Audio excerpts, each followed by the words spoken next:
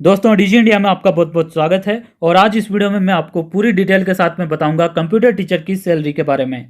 इस वीडियो में मैं कवर करूंगा कि प्रोबेशन पीरियड के दौरान कितनी सैलरी मिलती है, प्रोबेशन पीरियड कंप्लीट होने के बाद में कितनी सैलरी मिलती है, कौन कौन से भत्ते मिलते हैं, कौन कौन सी कटौतियां होती है आपकी सैलरी में से, और आपके अकाउंट में कितनी सैलरी आती है, और इसके अलावा हर साल सैलरी में इंक्रीमेंट कितना होता है, और साथ ही प्रमोशन के क्या क्या स्कोप है कंप्यूटर टीचर के लिए। और साथ ही मैं आपको बता दूं, हाल ही में राजस्थान गवर्नमेंट ने कंप्यूटर टीचर भर्ती के लिए स्वीकृति दी है, और इसी स्वीकृति के साथ में कंप्यूटर साइंस और आईटी फील्ड के जितने भी स्टूडेंट थे उनके लिए गवर्नमेंट सेक्टर में एक अच्छी खासी अपॉर्चुनिटी जनरेट कर दी है।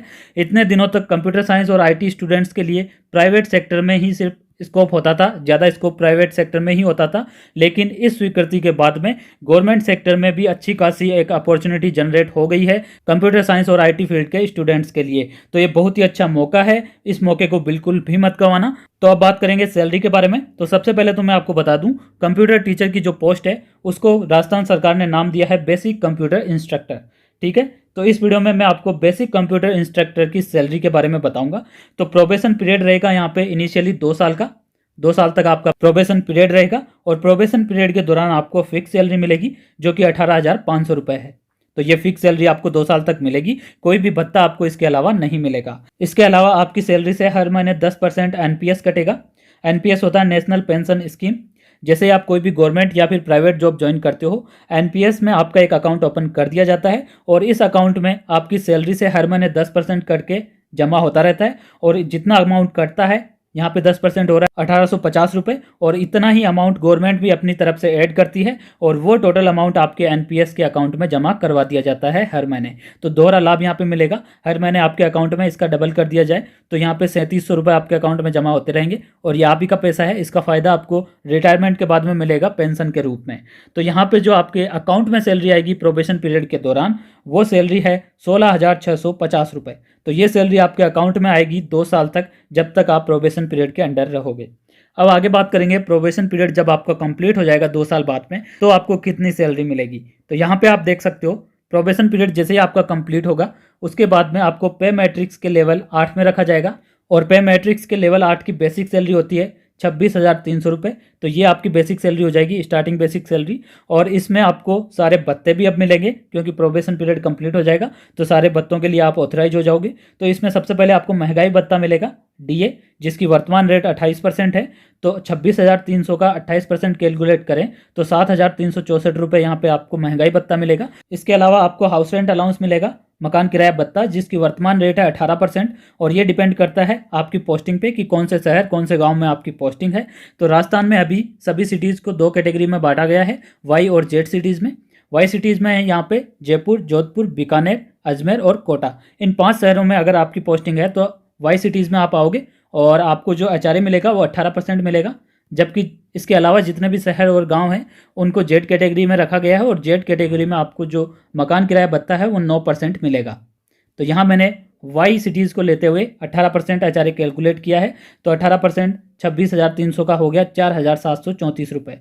तो ये मकान किराया भत्ता आपको मिलेगा। तो ग्रोस सैलरी जो आपकी होगी, टोटल इनको अगर जोड़ दिया जाए तो आपकी सैलरी होगी 38,398 रुपये। ये ग्रोस सैलरी है, ये आपको नहीं मिलेगी, इसमें से कुछ कटौतियाँ भी होगी। अब वो भी मैं आपको बता देता हूँ कि क्या क्या आपकी सैलरी में से कटेगा। तो यहाँ पे आप देख सकते हो, अब अगेन यहाँ पे एनपीएस कटेगा, और अब जो एनपीएस कटेगा वो आपकी बेसिक और डीए दोनों का 10% कटने वाला है। तो आपकी बेसिक और डीए को कैलकुलेट किया जाए तो टोटल यहाँ पे होता है 33,664। तो 33,664 का 10% एनपीएस आपका कटेगा 3,366 रुपये, यानी कि करीब करीब 3,366 प्लस इतना ही गवर्नमेंट आपके एनपीएस के अकाउंट में जमा कराएगी। यानी कि हर महीने आपके एनपीएस के अकाउंट में 6,000 से भी ज़्यादा 6700 के करीब अमाउंट आपके अकाउंट में जमा होगा, जिसका फ़ायदा आपको रिटायरमेंट के बाद में मिलेगा। इसके अलावा आपका एसआई कटेगा, स्टेट इंश्योरेंस। जैसे ही आप गवर्नमेंट जॉब ज्वाइन करते हो, गवर्नमेंट की तरफ से आपका एक इंश्योरेंस कर दिया जाता है, और ये जो अमाउंट है वो इसी इंश्योरेंस का प्रीमियम है, जो कि हर महीने आपकी सैलरी से कटता रहेगा। इसके अलावा आरजीएचएस के तहत आपके 220 रुपये हर महीने कटेंगे, और ये जो पैसा है वो मेडिकल फैसिलिटी के लिए कट रहा है। आपको जो मेडिकल फैसिलिटी दी जा रही है गवर्नमेंट की तरफ से, उसके लिए ये डिडक्शन आपका होगा हर महीने आपकी सैलरी में से। तो अब टोटल डिडक्शन की अगर बात करें तो टोटल डिडक्शन यहाँ पे हो गया, इन सबको अगर जोड़ दिया जाए तो यहाँ पे 4,786 रुपये। तो ये अमाउंट आपकी सैलरी में से कट जाएगा। तो यहाँ पे जो आपके अकाउंट में सैलरी आएगी वो बच जाएगी 38,398 से 4,786 घटा दिया जाए तो 33,612 रुपये। तो ये है सैलरी जो कि आपके अकाउंट में आएगी हर महीने, और ये स्टार्टिंग सैलरी है। जैसे ही आपका प्रोबेशन पीरियड कंप्लीट होगा तो उस महीने आपको ये सैलरी मिलेगी 33,612 रुपये। ये आपके अकाउंट में आने वाली है। तो अच्छी खासी सैलरी है। सिर्फ और सिर्फ एक एग्ज़ाम क्लियर करके, यहाँ पे सिर्फ रिटर्न एग्जाम होने वाला है जिसके 2 पार्ट होंगे और कोई भी इंटरव्यू नहीं होगा, और डायरेक्ट सिलेक्शन यहाँ पे होगा आपका कंप्यूटर टीचर के लिए। और ये आकर्षक सैलरी आप पा सकते हो। बहुत ही अच्छा मौका है और अच्छी खासी मात्रा में पद है। लगभग 10,000 से भी ज़्यादा वैकेंसीज यहाँ पे स्वीकृत की गई है राजस्थान गवर्नमेंट द्वारा कंप्यूटर टीचर के लिए। तो तैयारी में अभी से लग जाएं। अब मैं यहाँ पे आपको बता दूं इंक्रीमेंट क्या क्या होगा आपकी सैलरी में हर साल आपके बेसिक पे में 3% का इंक्रीमेंट होगा।